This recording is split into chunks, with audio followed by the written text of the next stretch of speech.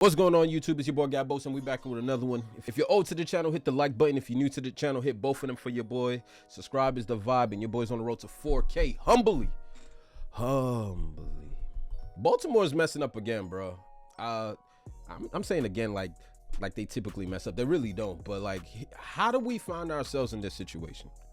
How do we find ourselves with a franchise quarterback, and we're bringing him to the 18th hour to sort of close out on the deal for Lamar Jackson? Lamar Jackson, who you obviously took in the first round, who won an MVP with for you, and in a spectacular fashion. I mean, Lamar's MVP season is timeless. You know what I'm saying? Go watch the highlights. You'll be there forever. He's top 10 quarterback in the league. You guys actually have a franchise quarterback. How do you guys find yourself in this dilemma? And it's crazy, just the privilege of some of these organizations. You think the Chiefs would do this to Mahomes? You think the Bills would do this to Josh? You think the Bengals would do this to Joe? How do you find yourself with a top 10, arguably top 5 quarterback, and you refuse to pay him so much that you're willing to put him on a franchise tag? Why? Because he wants guaranteed money? It baffles me. Like, when you look at the Indianapolis Colts and how they haven't been able to bounce back since Andrew Luck.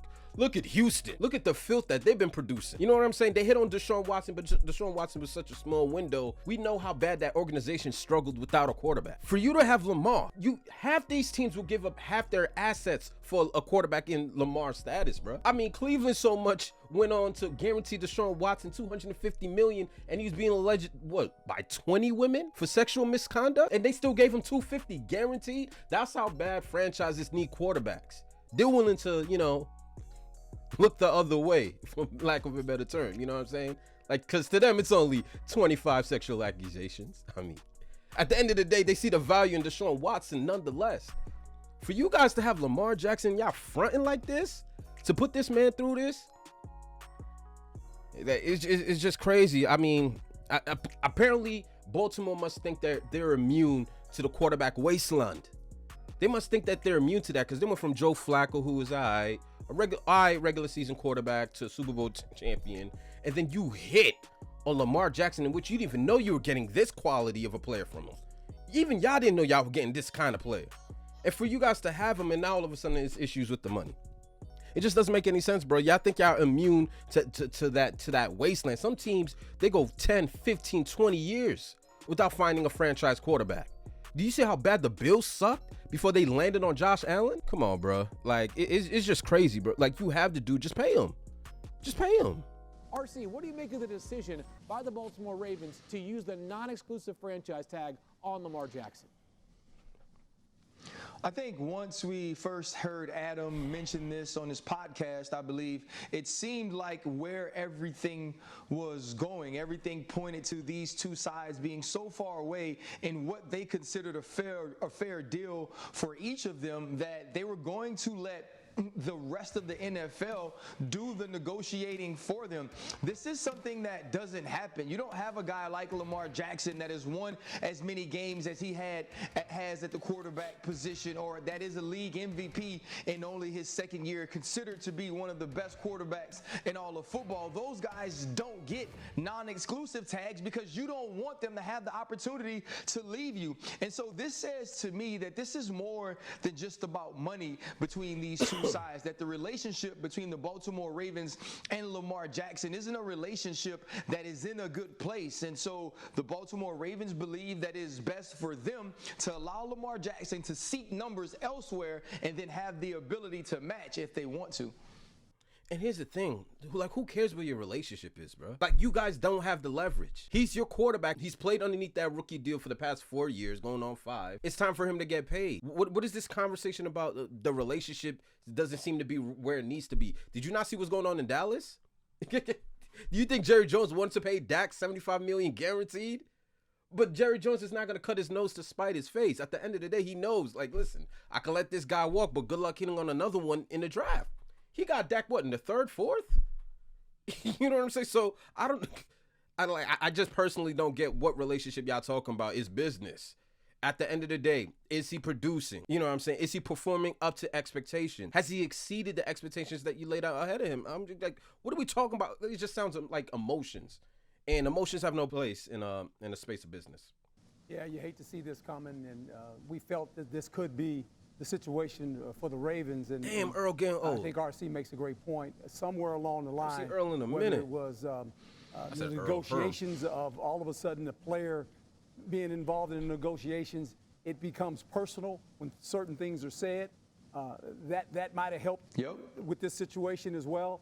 You hate for this to happen. And if you're a player in the locker room, you're kind of watching this deal, and you're going, what are we doing? But this is where it's at. That's the reality. And someone else will set the market, and then Baltimore has to decide when the market has been set, are you willing to pay Lamar Jackson the money that other teams are offering him? And Can't believe this is negotiable. Essentially, where Lamar now gets the freedom that he wanted, right? He gets to talk to all the teams.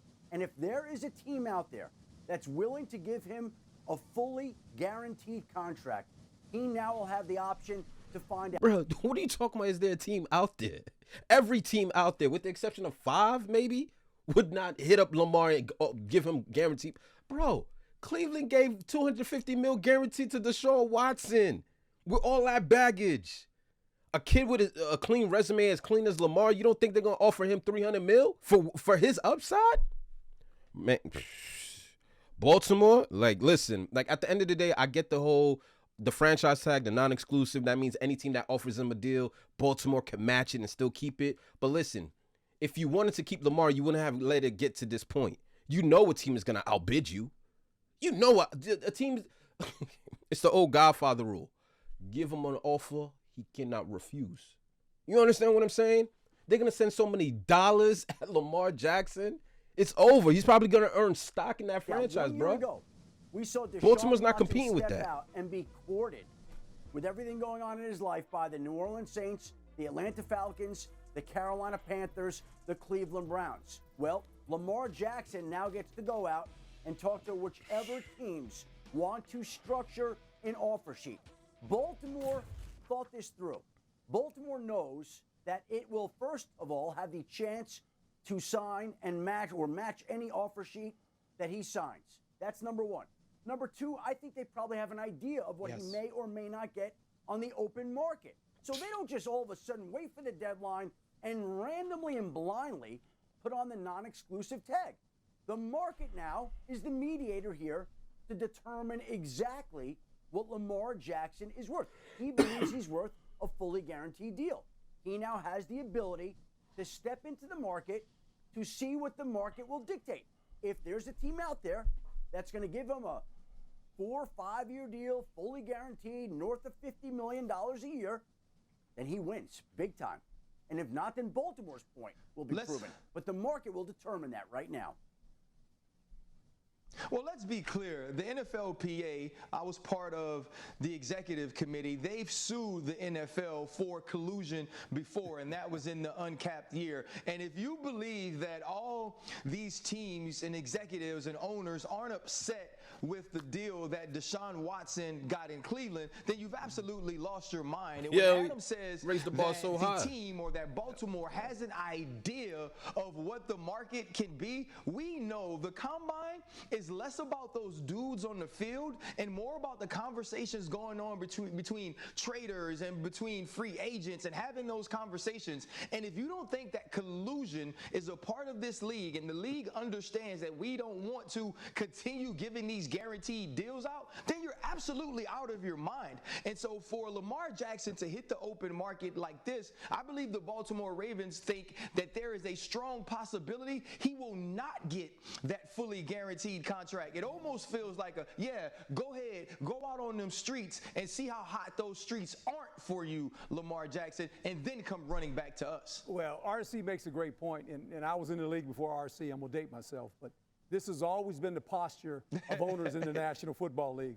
We do not do like these other leagues, baseball, basketball, whatever it may be. We don't give guaranteed contracts, fully guaranteed contracts. And when you think about the situation, the Cleveland Browns decided to do that. And now any player in the National Football League is hoping another guy will get a contract like this, right? Let me tell you, bro, if the future players know what's good for them, they'll follow that Cleveland blueprint. Any players that got any contract coming up, sorry, you cannot do the league a favor. You can't do these owners a favor. I get the salary cap. I get wanting to keep talent on your roster and give them a Mahomes like discount. I get it. But at the end of the day, get your money, bro. Get your money, because at the end of the day, you have a short time span to make this money. Their money's going to keep coming whether you play football or not. You got to think about it. Some of these owners are owning these franchises 30, 40 years, 50 years, man. When you have a 10-year playing window and you want to give a billionaire a discount, I wish I might. Yo, at the end of the day, they could take this approach and not think anybody's going to take the bait, take the Lamar bait. But I know a couple of GMs with their job on the line that's willing to put their future, their assets, all in one pot, the Lamar Jackson pot. Sorry. I know, like, come on, bro. You got the Jets that don't got a quarterback. You got Houston. Nobody's really threatened by the Houston. Potentially the Colts. They're not really known to go that route, but, you know, their teams, Vegas just got rid of Derek Carr. You don't think they'd move heaven and earth to get Lamar Jackson in Vegas? And the owners don't want this to happen. Yep. This is the last thing they want to happen. Guarantee players full salary. We're all kind of getting back towards the same conclusion, which is that this drama is far from over for Lamar Jackson. I want to ask you, though, quickly, Herm, about the locker room impact here, because football business sometimes does permeate the locker room. Is there a message that you believe has been sent today by the Baltimore Ravens by not using the exclusive franchise? Well, I mean, every player's going to look at this a little bit different, but there has been a message sent by Baltimore. Your star player is now a guy that someone else can come get. And if you're a team that says, you know, we got a chance to win the division with this guy, we got a chance to win the conference with this guy, and if he leaves, what are we doing? Right? What are we doing? What are y'all doing? Whether he could leave and who could be in y'all the got to do with Joe Burrow, potentially offer up Pittsburgh, a contract that would be enticing enough to him, and also crazy, too rich bruh. for the And then you got Deshaun Watson in Cleveland.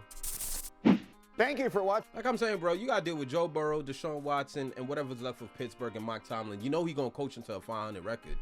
You know Pittsburgh going to win 8 to 9 games.